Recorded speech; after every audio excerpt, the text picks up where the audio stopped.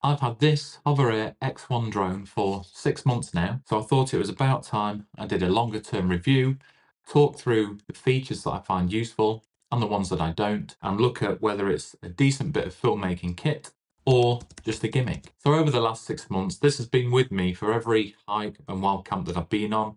I throw it into my bag, and for the sake of 128 grams for the drone, including the battery, it's just worth taking.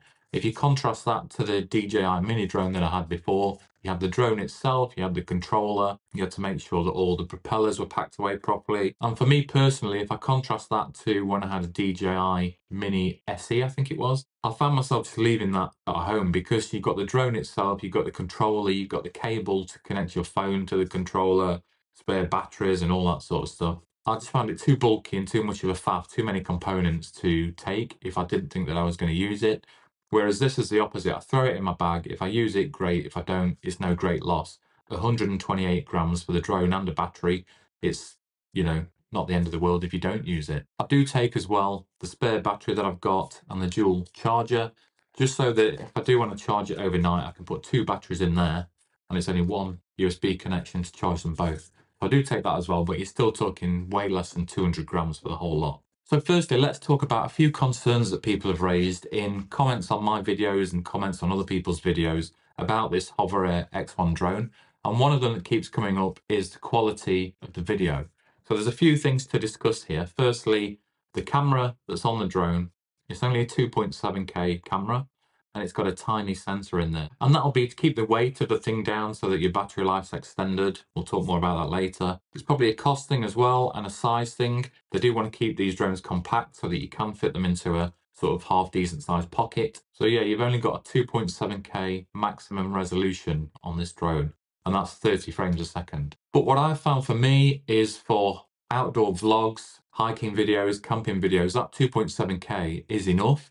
I'm scaling it up to 4K in my editing software and you're not seeing huge degradation. The other thing to bear in mind is if you're creating YouTube videos like I do, or videos for any sort of social platform, whether it's TikTok or Instagram, the platform itself is going to apply some compression to your video. So even if you upload 8K video to YouTube, it's running it through its own compression algorithms and optimizing that video for streaming rather than for quality. And don't forget as well, your perception of video quality is not just down to resolution, it's down to the overall quality of the image that's captured.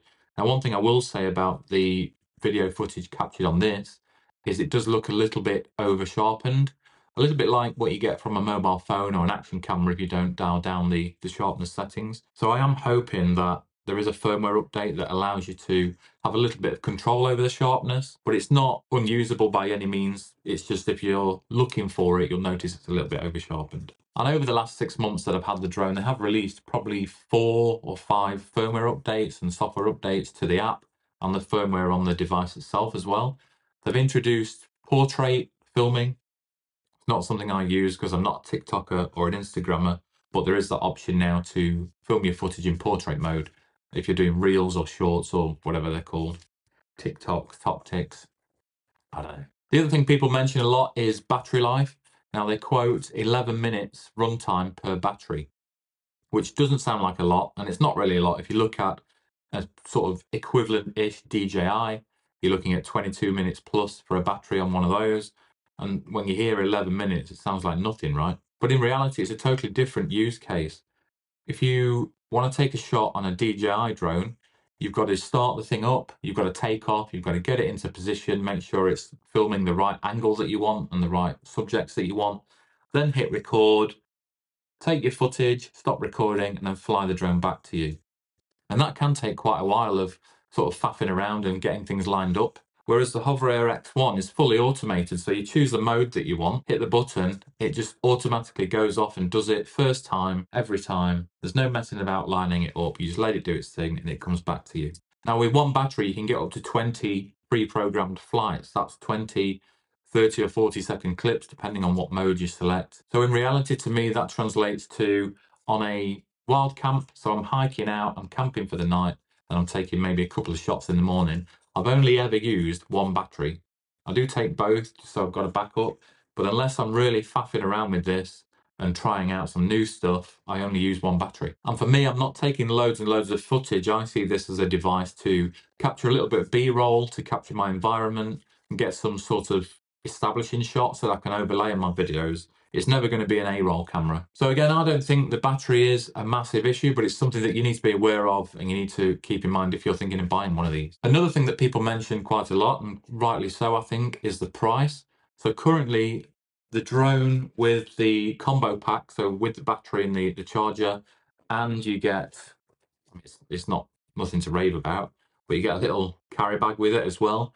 That's £395, which I think is a lot. The DJI Mini 3 currently is £409, so pretty much the same price. The Mini SE, which is probably more equivalent if you're looking at comparing sort of video quality and resolutions, is just over £300. So £395 for this does feel to me a little bit expensive.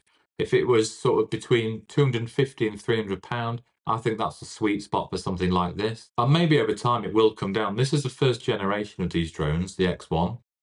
Maybe they'll bring an X2 out with 4K camera and a few updated things, and this will come down over time. But it's always the case that the first iteration of a product or of something is always a little bit more expensive because you're paying to be an early adopter of that technology and that product. So in terms of features and the pre-programmed flights that I actually use, again, it's down to my own use case in doing outdoor filming. I use the follow quite a lot. I use the dolly track, which is essentially a follow but in front of you. I use hover, where the drone will just stay in place wherever you leave it, wherever you take off from, and then you can just walk around and the drone will move on the spot and track you. And I use the bird's eye view as well, so it'll fly straight up, look down at wherever you are to show a little bit of your surroundings.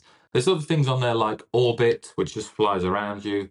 There's one that zooms out and in again, and they're good to have as options, but I don't really use them for real videos that I'm making. Other things that I don't use, so I mentioned the portrait option earlier. I don't take portrait videos because I've just got no need for them, but it is there as an option if you want. One thing that I do feel like is a bit of a gimmick is the audio recording. So you can record audio through the drone, and it does some kind of processing on the audio to remove the sound of the drone propellers.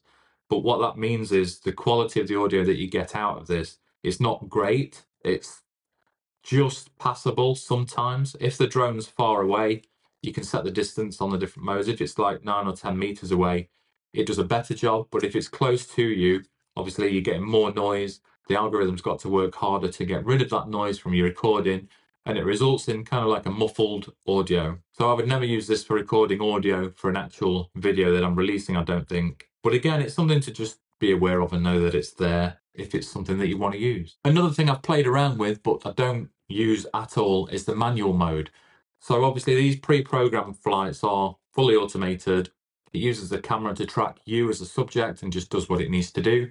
But you can go into manual mode where you get full control of the drone, so you can go up, down, left, right, spin around, turn, and all that sort of stuff that you'd expect.